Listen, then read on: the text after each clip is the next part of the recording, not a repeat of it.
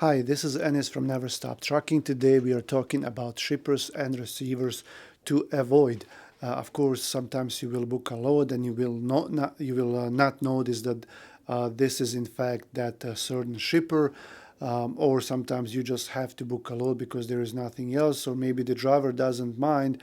Generally, for me, I try to stay out away from these shippers and receivers. So let's start, and this is just a few of them. Of course, this cannot cover all the bad shippers and receivers. I'm mostly talking about the ones that are everywhere in United States or that I know of. I'm sure there are a lot of other shippers and receivers to avoid who are same as these as far as the waiting times go, ease of handling the loads, and handling the paperwork, people to work with, guard checks to check, and general procedure with unloading these loads. So first on this list is of course Walmart and Sam's Club. They're together. It's basically the same company, so sometimes these DCs are not that bad. The problem with them is that you have to be on time. You have to have a driver who's going to be on time. Otherwise, you will wait for days sometimes for next available appointment. So you want to make sure that your driver has enough hours and that they're actually going to make it. That you have someone that is reliable, that will make it on time. Sometimes Walmart and Sam's Club, they require drivers to drop trailers. Sometimes that's not possible to do or hard to do for a driver due to many reasons. But just so you know, sometimes you have to drop and hook those trailers. They usually, most of the times anyway, and then it will take them a long time to unload, a minimum of 2 hours, and you can expect anywhere from 2 to 4 hours, sometimes even longer, that they will unload. So just so you know, that's the case with them. Now, generally, they are okay as far as other things go. People that work there being helpful and nice and professional. But the only thing is that it's just gonna take a long time to load and unload, and then that you have to be there on time. Next one on the list is Kroger slash Paytons. So sometimes brokers will not show the name Kroger, they will show Paytons. And then with other DCs as well, sometimes they will withhold that information. Even when you book the load, sometimes they will tell you that they don't know the information. They don't know who the shipper is, or like they're gonna come up with like something as in like DC number 56, and just withhold that information from you. Whether that's on purpose or not, I don't know, but that happens a lot. So Kroger Paytons, they also unload for a long time, and you can expect there to stay like at least 4 hours. They have some of them have high lumper fees, and I'm talking about like $500-600 just to unload a truck. So that's another hassle.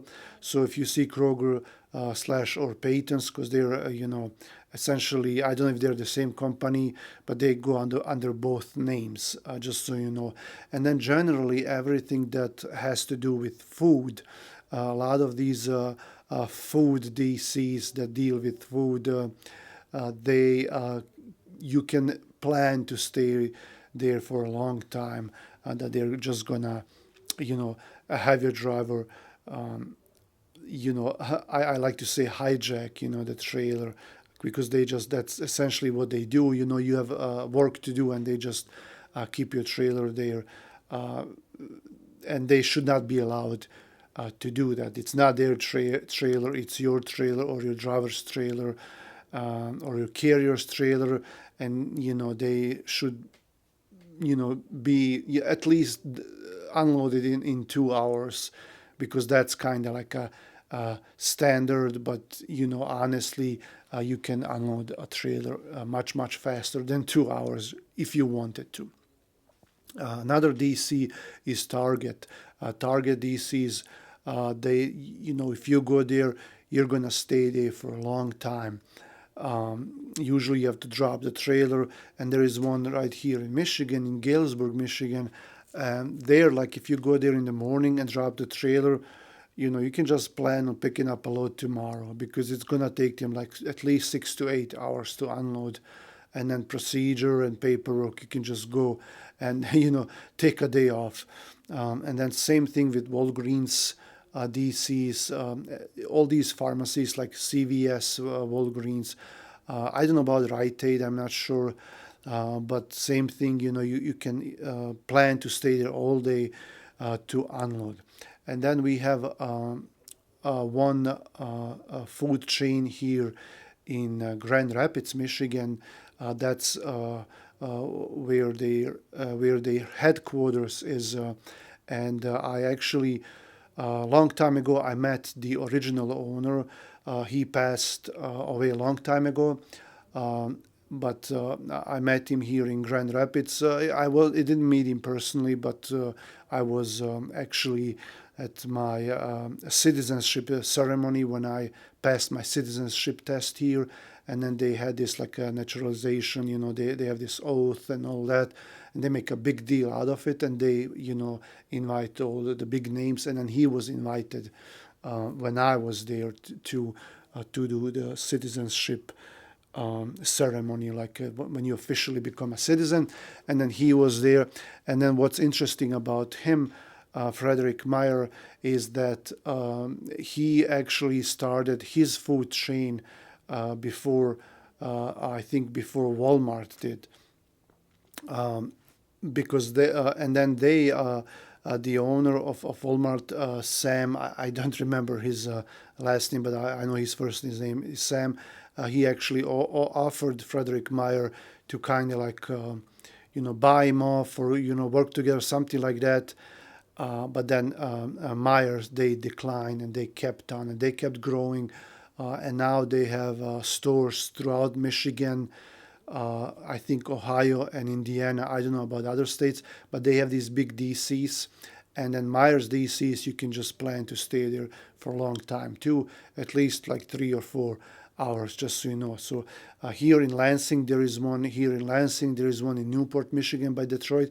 But the one in Lansing, they know that most the drivers will not go there, so they brokers they become creative. They when they post their loads, they don't say Lansing, they say Delta Mills, Mason. I think there is another one that they come up with. I can't remember. But if they put in Lansing, everyone knows that it's going to Myers. So they just like try to trick you into taking that load. So Myers, that's another one that you can avoid. Anything that has to do with beer, anything that has to do with beer, all these big makers of beer, you can count that you're going to stay there for a long time. The loads are going to be heavy. It's going to be a mess. That's why most people don't like doing beer, because any of them will load you for a long time and unload you. It's going to be tricky to go in and go out, and the loads are going to be very heavy. Recycling places, anything that has to do with recycling, and I spoke in one video like which commodities to avoid. So any company that does recycling, no matter if it's paper, metals, plastics, you should stay away from them. Usually they don't load you for a long time, unless sometimes with paper they do. But these loads are very heavy. They're bulk loaded. They're not pelletized. They're dirty. They just usually have these big bales, and they leave a mess in the trailer. Their yards are a big mess, especially if it's a metal.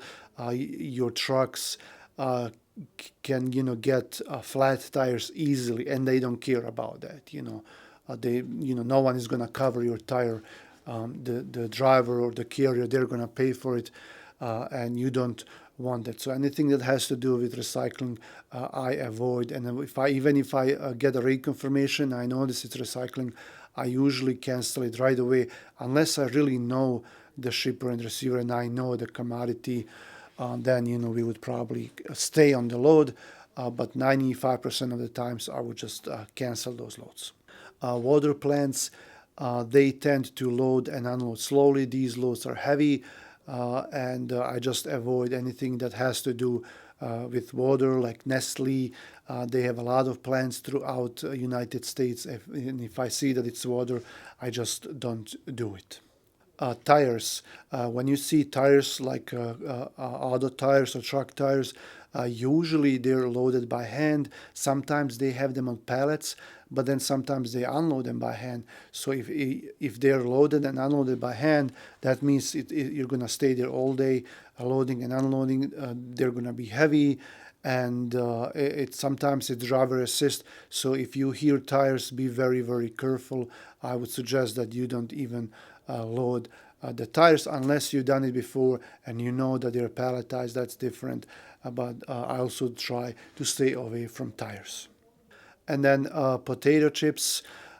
There are a few different potato chips companies, major ones in United States, in Northern America, and chips is just usually they are very light loads, and they're in boxes, and they try to fit as many as they can in your trailer, and that means they usually don't use pallets. Usually they put them on the floor. Sometimes you have palletized loads, like we have a Festida Foods here in Grand Rapids. They do like corn chips usually, and then they're okay. They're light palletized, fast. So if you're about to book a load of potato chips, make sure that they're palletized. Even if they are, check out Google reviews on Google Maps and see what others are saying. Chances are that your truck is going to stay there for a long time because it takes long time to load and unload. And then sometimes if you're going to California, they prefer the trucks to go down. I think it's on I-10. So instead of going to I-30, like if you're going to LA, they would prefer you usually to take I-10 because of the high elevations on other highways, and I-10 is lower. If these bags of chips tend to pop if they are in high elevations. So if your truck is even going through mountains, then these bags are known to pop, and that's why they like them down south. So I guess there's a reason for that, but I can't help but wonder, like the people who live there, how can they have their chips? But that's just me being silly. Thanks for watching. Like the video, subscribe to the channel, and then I'll see you around.